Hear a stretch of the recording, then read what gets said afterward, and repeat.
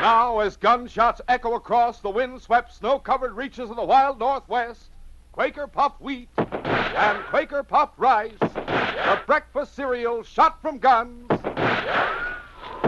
present the challenge of the Yukon. It's Yukon King, swiftest and strongest lead dog of the Northwest, blazing the trail for Sergeant Preston of the Northwest Mounted Police in his relentless pursuit of lawbreakers. On, King! On, you huskies! Gold discovered in the Yukon. A stampede to the Klondike in the wild race for riches. Back to the days of the gold rush. With Quaker Puffed Wheat and Quaker Puffed Rice, bringing you the adventures of Sergeant Preston and his wonder dog, Yukon King, as they meet the challenge of the Yukon.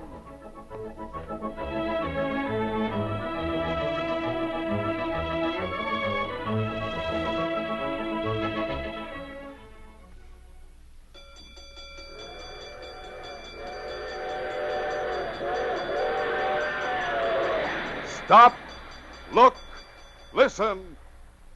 Here's a super idea for your breakfast tomorrow morning.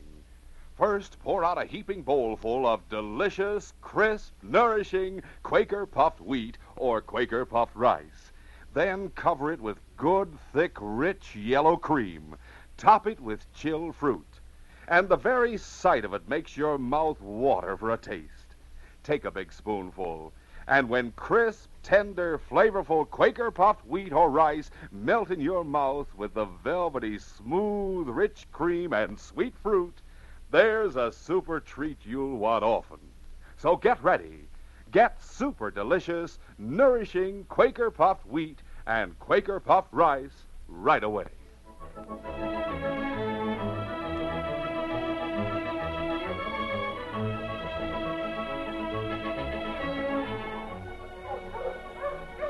As Sergeant Preston rounded a bend on the Yukon Trail, he saw a mail sled stop just ahead of him. There was a man kneeling beside the sled, and as he heard the sergeant's team, he turned toward the oncoming sled. The man's beard was frosted white. Even his eyebrows were white. The sergeant didn't recognize him as one of the regular drivers. Suddenly, the man stood erect. He held a gun in his hand, and he fired at the sergeant. The bullet hit the sergeant in the chest. He lost his grip on the bar and fell from the runners into a snowbank. King, who was working in harness, stopped the team. The bearded man was running toward the heavily wooded riverbank, but King only growled at him and led the team back to his fallen master. You got me, King. I'd better unharness, sure. As the sergeant reached for the traces, he lost consciousness and dropped back into the snowbank. King started to chew through the leather that held him to the sled, and in a few minutes he was free. Then, barking, nipping, and growling, he forced the other members of the team to form a complete circle around the sergeant and crouch down in the snow, a barrier of thick coats and warm bodies against the bitter cold. King ordered the team to stay there and raced down the trail to the roadhouse they had passed 5 miles back. King knew every inch of the trail, and it was there he knew he would find the closest help. The thought of his master lying in the snow drove him on, his heart pounding as he raced over the hard-packed snow. And when he reached the roadhouse, he threw himself against the door. A moment later, the owner's son opened it. Dad, look here. It's King. King started back down the trail, asking the boy to follow him. He wants us to go with him, Dad. Yes, he sure does. Something's happened to the sergeant. How can you tell? You see that bit of trace hanging from his harness? King chewed through it. All right, King. We'll come with you as soon as we get a team harnessed. And when the old man and his son reached the scene of the shooting, the sergeant was still lying in the snowbank. Whoa. I'll tend the sergeant. You take a look at that mail sled up ahead. See why it's standing there all by itself. Yeah, I'll take a look. All right, out of the way, dogs. Give me some room. You're a great dog, King. I hope he didn't get here too late. No, he's still alive. The bullet hit him pretty high. I don't figure he's going to die. Dad, there's a man lying on top of the mail here. Well, is he hurt? He's dead. Murder? Looks like it to me. Yes, and the same polecat that killed the mail driver shot the sergeant. There's some tracks leading over to the woods. Well, follow them. See what you can find. But Go slow and be ready with your gun. I aim to be. It began to snow heavily as old Lige bandaged the sergeant's wound. And just as he had finished, his son reappeared from the woods. All right, come on, Pete. Help me lift him onto our sled. All right. What did you find? Somebody had a sled and a team hid in there. It's gone now. All right, easy. Expect I ought to follow his trail. There won't be any trail for long with this snow. Now, I'll need your help. I'll drive this sled, you drive the mail sled. King will bring the sergeant's team along after us. All right, get around there. Push. The sergeant was taken back to the roadhouse, and by the time he regained consciousness, Corporal Downey had been brought from Dawson. Hello, Sergeant. Oh, hello, Jim. King. How are you, boy? Jim, where am I, anyway? Lige Wilkins' roadhouse. As I remember, just a few miles beyond this when I saw the mail sled.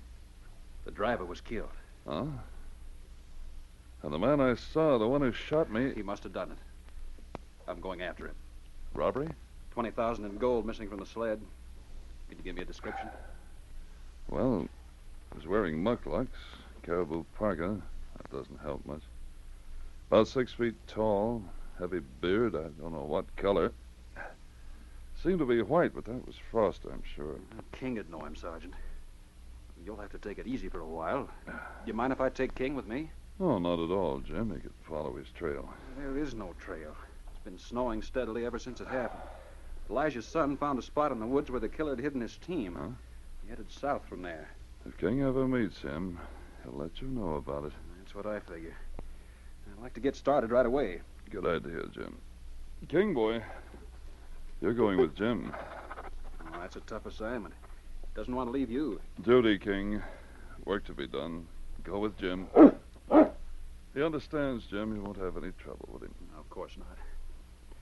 So long, Sergeant. Get well fast. I'll do my best. Come on, King. Goodbye, fella.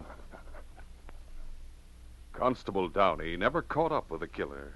The blizzard that blanketed the Yukon seemed to have wiped away all trace of him, and for once it seemed that the Northwest Mounted would be unable to get their man.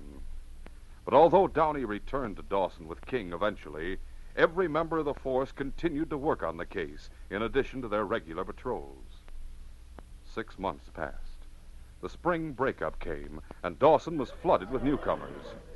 Hy Desmond and his partner Ike Sherman were among them, and they began to speculate in claims, with Hy providing the money and Ike doing the field work.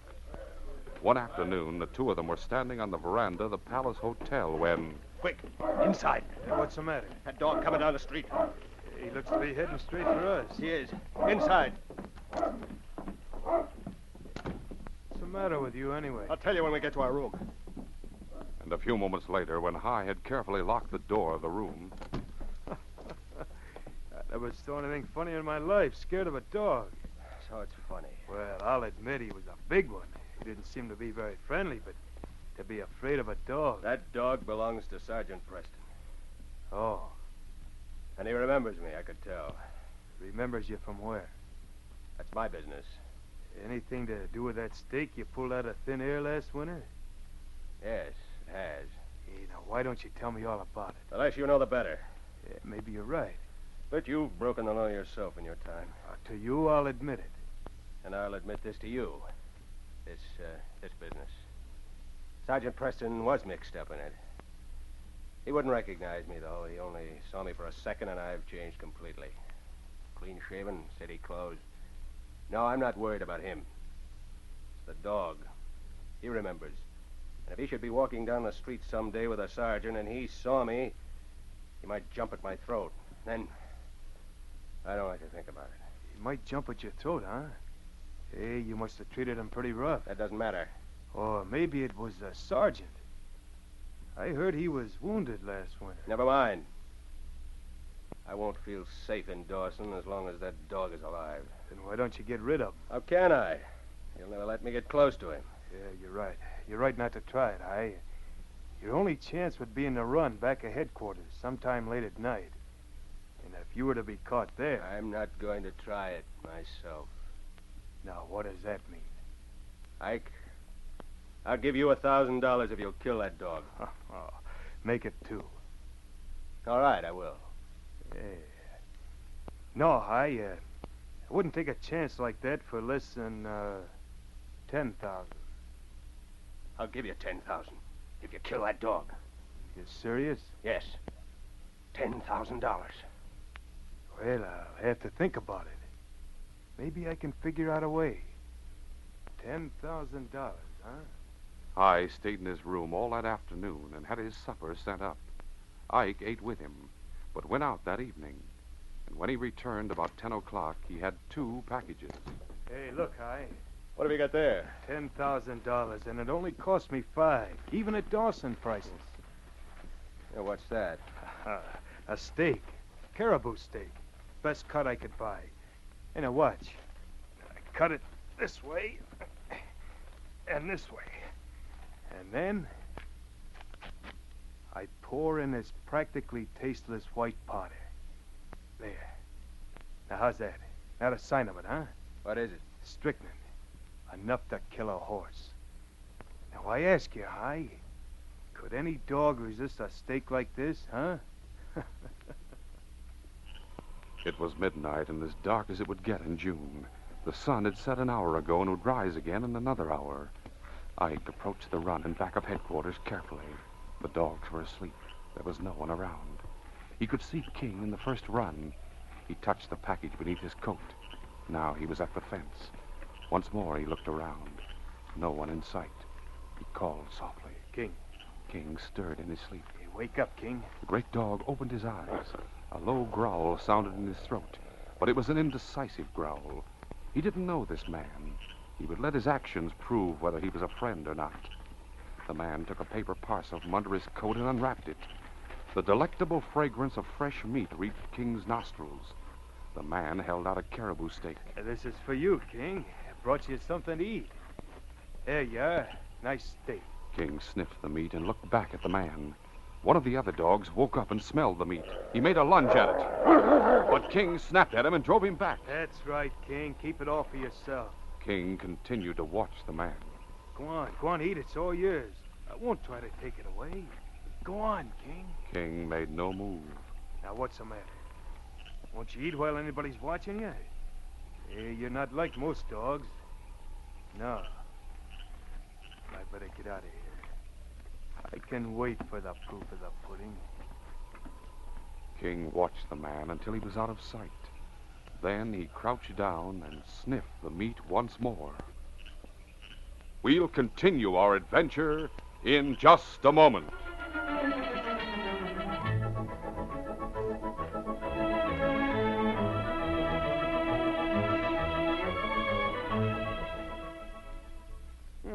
I wonder if we're going to have a visitor today. Well, sure enough. And our visitor is a lady. A rather elderly one and dressed up a bit behind the times, but... Hello there, young man. Why, hello. I am the old woman who lives in the shoe. You're what? You're the old woman who lives in the shoe? Yes, indeed. Well, I guess the housing shortage is rather bad. Oh, we don't mind. We? Yes, myself and all the children. Oh, that's right. You're the lady with so many children you don't know what to do. But I do. Huh? I mean, I do know what to do with the children. I see. They're really very well behaved nowadays, Oh? especially around breakfast time. Ah. Everything's fine now since we started having good breakfasts of Quaker puffed wheat and Quaker puffed rice. I take it the children kind of go for wheat or rice shot from guns. Oh, indeed they do. We have the wheat one morning and rice the next. That's a fine idea. It's easy on me, too, what with having such a large family. You mean because Quaker puffed wheat and Quaker puffed rice are so easy to serve? Yes, and with milk or cream and fruit, they make an economical, nourishing breakfast. That's right. Wheat or rice shot from guns furnishes added food values of restored natural grain amounts of vitamin B1, niacin, and iron. And you know the children have been so good lately, I promised them a special treat tonight. Their choice of Quaker puffed rice or Quaker puffed wheat with their favorite fruit. Ha ha! Well, sir, the woman who lives in the shoe has a fine idea there. Quaker puffed rice and Quaker puffed wheat hit the spot at supper time as well as breakfast time. These king-size kernels are shot from guns to make 'em bigger and better tasting. Yes, they're actually exploded up to 8 times normal size to make 'em crisp and tender. Don't be missing out. Make sure you get both delicious kinds, Quaker puffed wheat and Quaker puffed rice, tomorrow.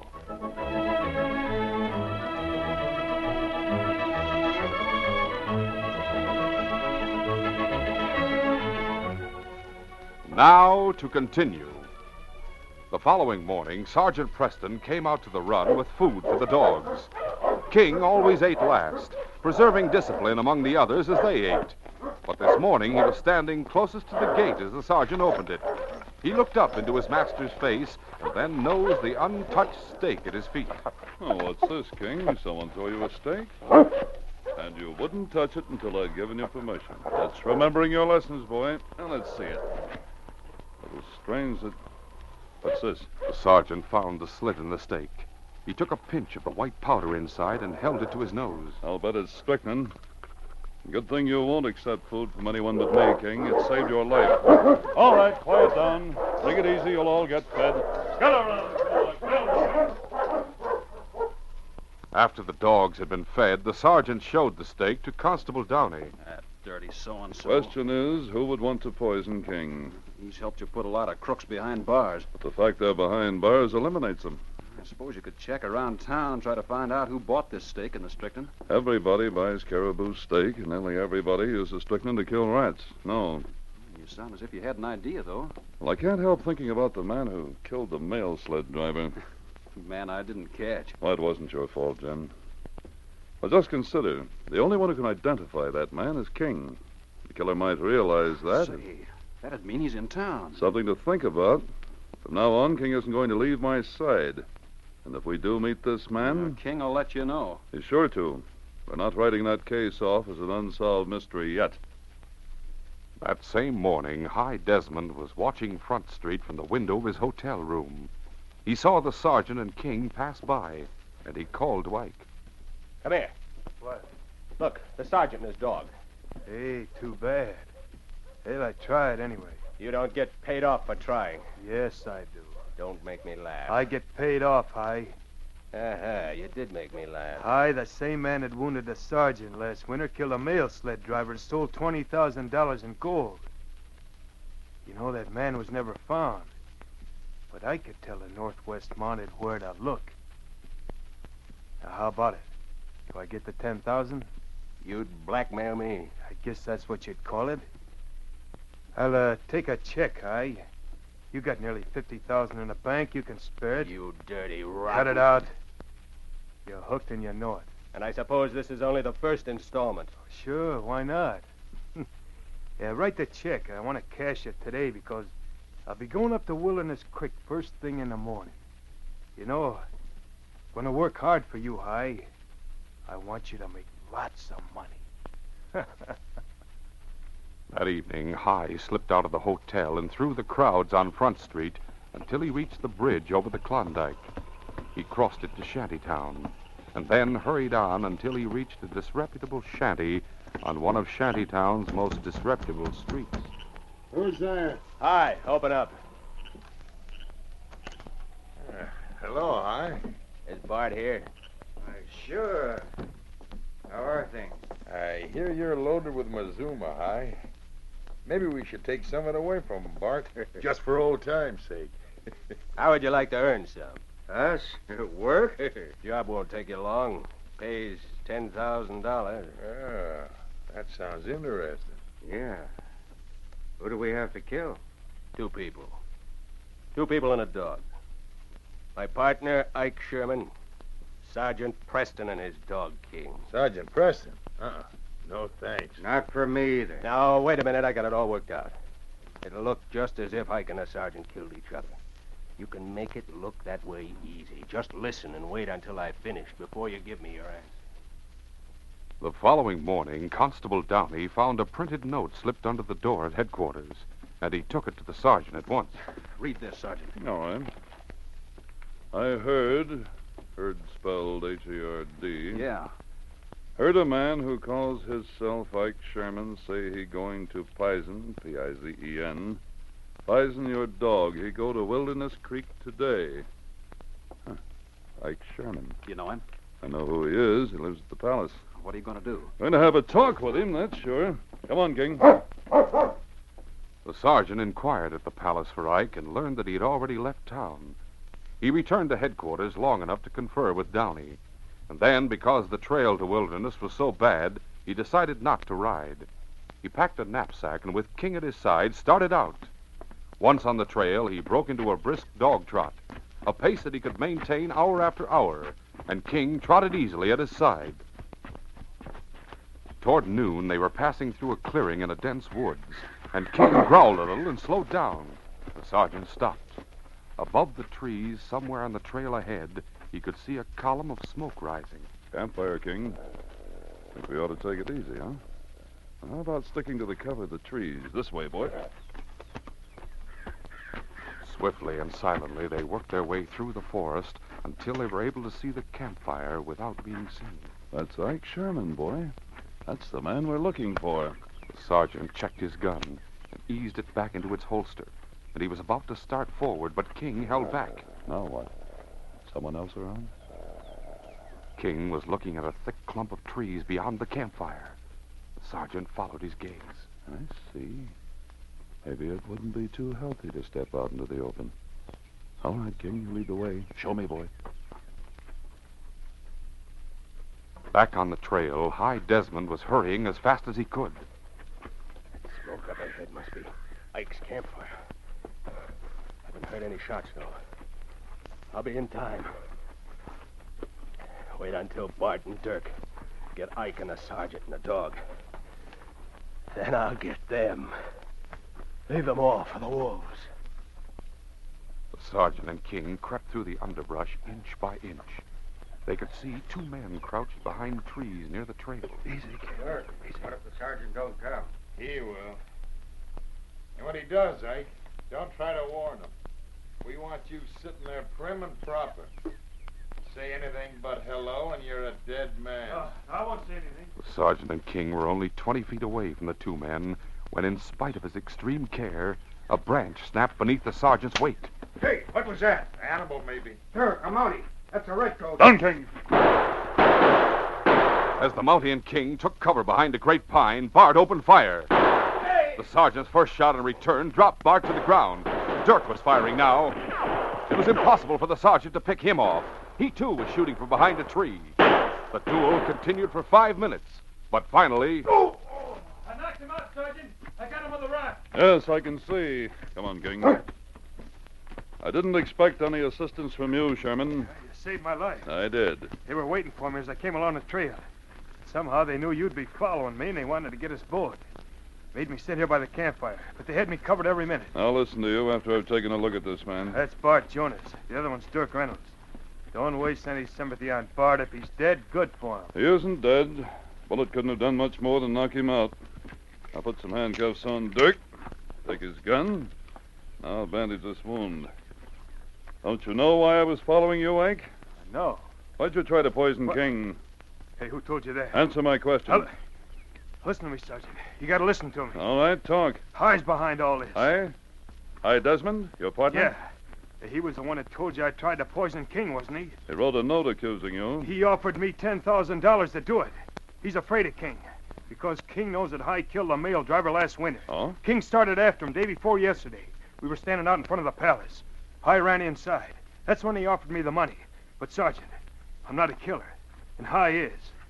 Now that he's got money, he hires gunmen like Bart and Dirk. Why do you want you killed? Because I know about him. And you've been blackmailing him. All right, I have. That isn't the same as murder. Can you prove that High killed the mail driver? I can testify he showed up in Skagway with a lot of gold right after it happened. And he was hiding out. Soapy Smith gave him protection. That isn't proof. King can prove he did it. No, you can't. Hold that dog, Mountie, or I'll drill him through the heart. Easy, King. High had stolen up to the campfire, keeping to the cover of the trees along the trail. And because the breeze was in the wrong direction, King had not caught his scent until he stepped into the open. Well, it's a good thing I didn't leave this job to Bart and Dirk. High laughed uproariously, but kept his gun level. Neither the sergeant, Ike, or King moved a muscle, because behind High they could see the red-coated figure of Constable Downey swiftly closing in on him. The constable's gun was drawn. And now I'm going to have the pleasure of killing all three of you myself. You're shooting us because you killed the driver of the mail sled, and you know we can send you to the gallows for it. That's right. But nobody else can. And after you're all dead, I'll tell the police it was Ike did it. And that you died trying to capture him, Sergeant. Died like a hero. Like this. Constable Downey brought the barrel of his revolver down on Desmond's head, and the killer dropped to the ground. Thanks, Jim. Everything all right, Sergeant? Everything's fine now. Hey, but where'd he come from? If we suspected you of being guilty of a crime, Sherman, we saw no reason why your partner might not be involved in it. Constable Downey was detailed to watch him. I couldn't keep any closer without his finding out that he was being followed. You kept just close enough. You gave him time enough to admit the murder. The force's record is clear again, Jim. I'm glad of that. Yes, Desmond will hang. Bart and Dirk will go to jail for attempted murder. You can't And say... you've been an accessory after the fact, Sherman. With that and blackmail, you'll spend the next 20 years behind bars. Now all we have to do is take them back to town, Jim, lock them up, and get you a promotion. Then we can say this case is closed.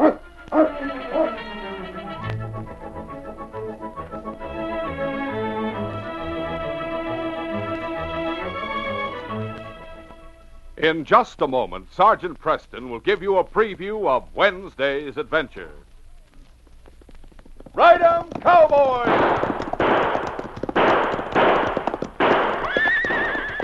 Say, do you know the breakfast that's a favorite with so many top-action Hollywood movie stars? It's this breakfast. It's nourishing, swell-tasting Quaker puffed rice or Quaker puffed wheat with milk or cream and fruit. These king-size, ready-to-serve premium grains of rice or wheat pack a double-barrel taste wallop. They're good for you. They're shot from guns. Yes, actually exploded up to 8 times normal size to make 'em crisp and tender. And to be sure of getting the original, crisp, fresh Quaker puffed wheat and Quaker puffed rice shot from guns, always buy the big red and blue packages with the smiling Quaker man on the front. They're never sold in bags or bulk. Tomorrow, sure, enjoy this breakfast treat. Eat the one and only delicious, nutritious Quaker puffed rice or Quaker puffed wheat. Listen Wednesday when Sergeant Preston and Yukon King meet the challenge of the Yukon in the case of the trap that failed. Jim Bolin was a young dog trainer who was a friend of King and me. But when he became engaged to his boss's daughter, he incurred the hatred of another man who set a trap for him. When King and I stepped into the picture, Jim had been accused of murder. Be sure to hear this exciting adventure Wednesday. These radio dramas, a feature of the Challenge of the Yukon Incorporated, are created by George W. Trendle, produced by Trendle Campbell Enterprises, directed by Fred Flowerday, and supervised by Charles D. Livingston. The part of Sergeant Preston is played by Paul Sutton. They are brought to you every Monday, Wednesday, and Friday at this same time by Quaker puffed wheat and Quaker puffed rice. The breakfast cereal shot from guns.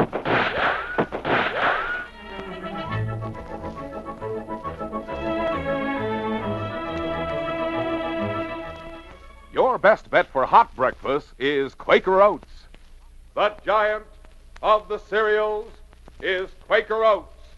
Delicious, nutritious, makes you feel ambitious. The giant of the cereals is Quaker Oats.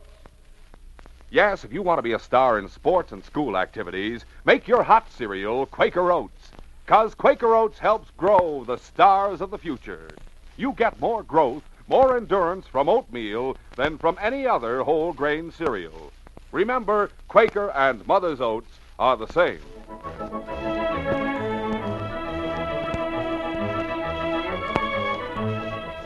This is J. Michael wishing you goodbye, good luck, and good health from Quaker puffed wheat and Quaker puffed rice. So long. This is ABC, the American Broadcasting Company.